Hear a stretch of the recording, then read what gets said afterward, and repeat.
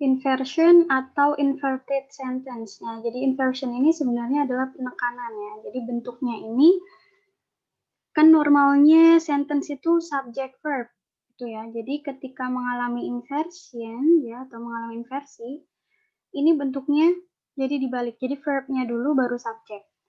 Ya, jadi verbnya dulu baru subject. Bisa verb auxiliary baru subject baru verb ordinary-nya. Ya, pokoknya harus verb dulu baru subject. Jadi inverted sentence ini terjadi karena beberapa hal ya. Yang pertama, ya karena dia merupakan bentuknya questions. Ya, karena berupa questions. Jadi kalau questions kan memang harus verbnya dulu ya, baru subjeknya. Jadi misalnya, will you come to the party? Nah, kan di sini kan modelnya dulu ya, subjek, baru diikutin verb satunya. Itu ya bentuknya sentence. Jadi will you come to the party? Atau misalnya, where did you buy the gift? Nah, jadi where, kemudian di sini verbnya dulu ya, verb auxiliary-nya, verb bantunya did, kemudian subject, nah baru verb ordinary-nya. Did you buy the gift? Nah, ketika bentuknya questions. Bedakan dengan statement. Kalau statement kan misalnya, di mana kamu membeli? Nah, sini bukan bertanya, tapi misalnya aku tidak tahu di mana aku meletakkan. Nah, ini statement. Jadi bentuknya tetap subject verb ya, jadi where you buy, ini statement. Tapi kalau question, pasti dia dibalik verbnya dulu baru subject. Oke. Yang pertama ya, ketika bentuknya questions. Kemudian yang kedua, setelah negatif yang muncul di awal kalimat. Nah, jadi ketika ada bentuk negatif yang muncul di awal kalimat, biasanya ini mengalami inversi. Jadi misalnya ada never, neither, no sooner, not until, not just, hardly, scarcely, gitu, nor, seldom, only. Nah, tapi only, meskipun only ini dihitung negatif ya, ketika munculnya di awal kalimat. Contohnya seperti ini. Nah, oke.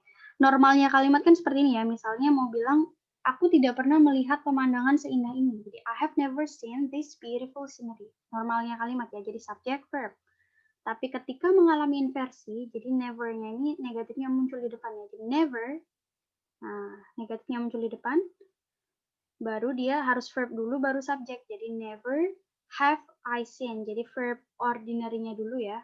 Oh, sorry, verb auxiliary-nya dulu, verb bantunya dulu, baru verb yang bisa berubah bentuk. Jadi verb 1, verb 2, atau verb 3. Ya kan? Jadi never have I seen this beautiful scenery.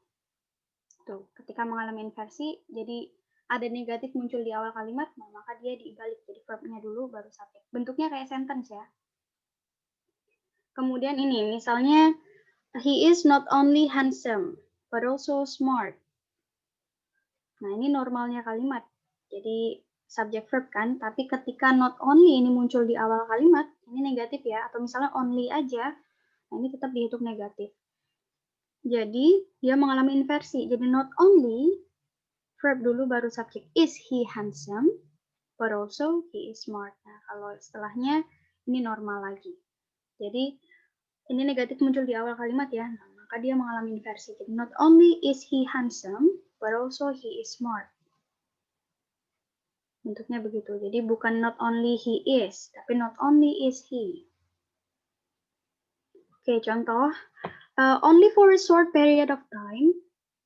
Nah, ini ya. Jadi only for a short period of time. Nah, only muncul di awal.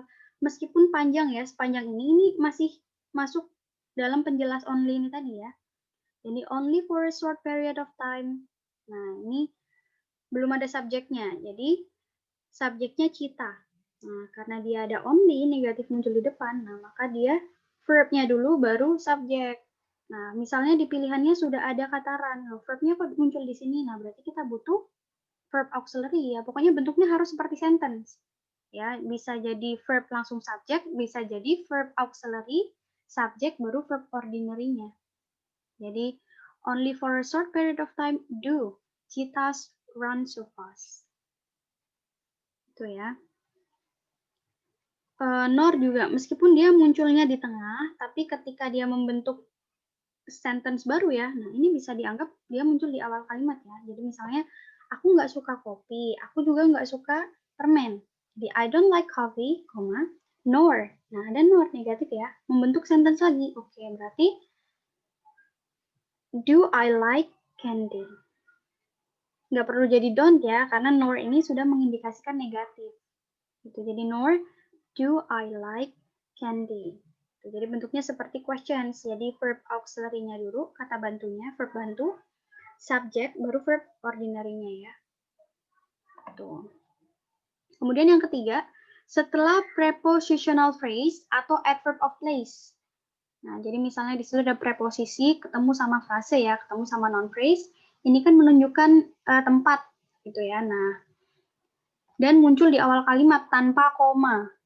Nah, maka dia dianggap akan mengalami inversi. Jadi preposisi kan masih ingat ya, preposisi bentuknya misalnya in, on, at, from, for, above, under. Jadi kan kalau biasanya kan sentence normalnya seperti ini ya, jadi adverb, koma, subject verb. Nah, jadi in the forest, nah ini adverb of place, ya, prepositional phrase yang berupa prepositional phrase. Jadi in the forest, koma, many birds are chirping. Jadi di hutan banyak burung yang berkicau. Jadi in the forest, koma, karena ada koma setelah adverb, nah berarti dia bentuknya masih normal ya, subject verb. Tapi ketika dia muncul di awal kalimat tapi nggak ada koma, ya nggak ada komanya, nah berarti dia mengalami inversi. Karena keberadaan in forest ini kan sangat penting juga ya. Maksudnya dalam kalimat ini yang menunjukkan keberadaan banyak burung ini. Nah, jadi dan di sini nggak ada koma ya, berarti verb-nya dulu baru subjek. Jadi in the forest are many birds chirping. Jadi the forest ini bukan subjeknya. Ingat ya, the forest ini bukan subjeknya. Makanya dia lihat kata setelahnya, kan verb dulu baru subjek.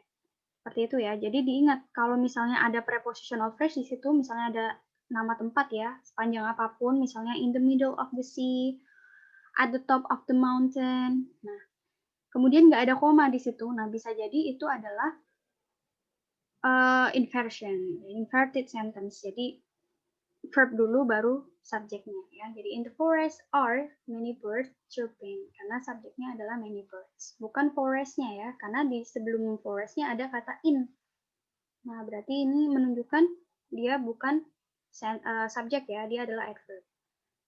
Kemudian contoh lain, misalnya adverb, subject verb. Nah, ini bentuk normalnya ya, misalnya terletak di belakang bukit, gitu ya. Located behind the hills, the luxurious castle lies.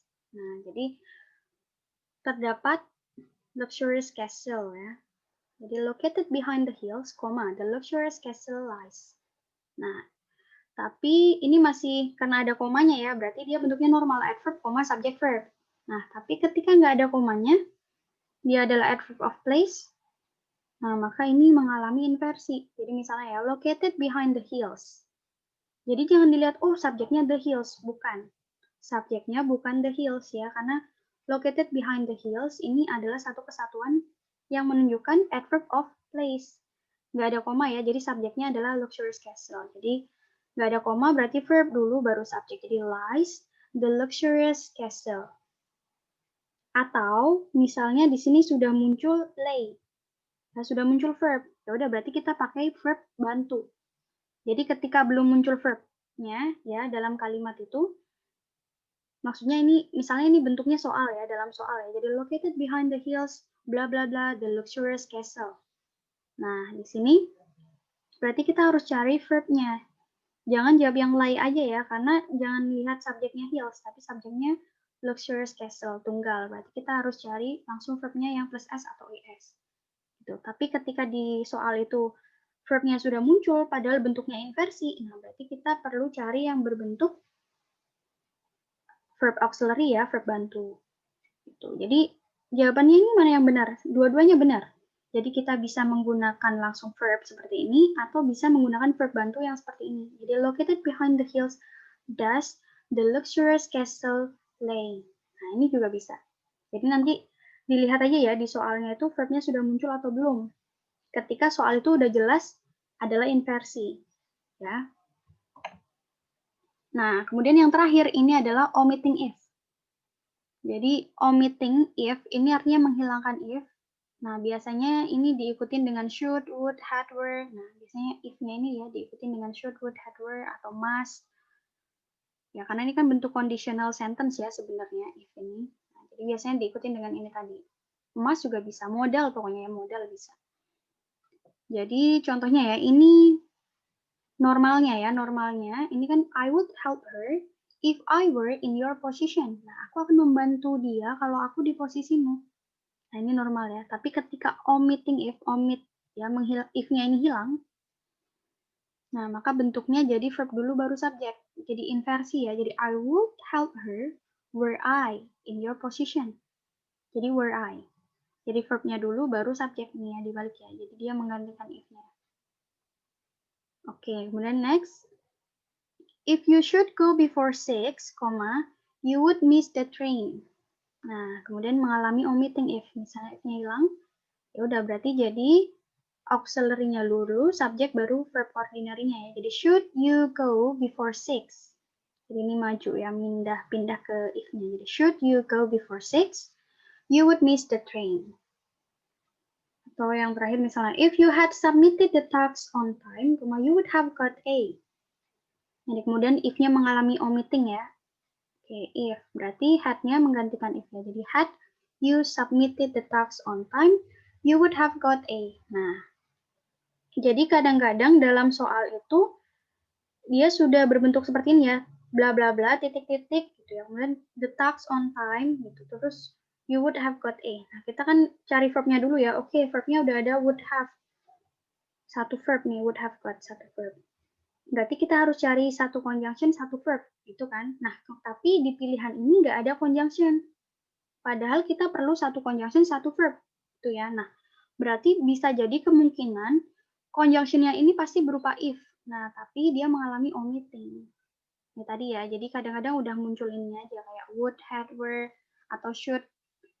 Nah, jadi kita langsung aja cari sesuai kebutuhan. Jadi, ini pastinya if yang sudah dihilangkan. Seperti itu ya. Jadi, tetap cari verb-nya dulu.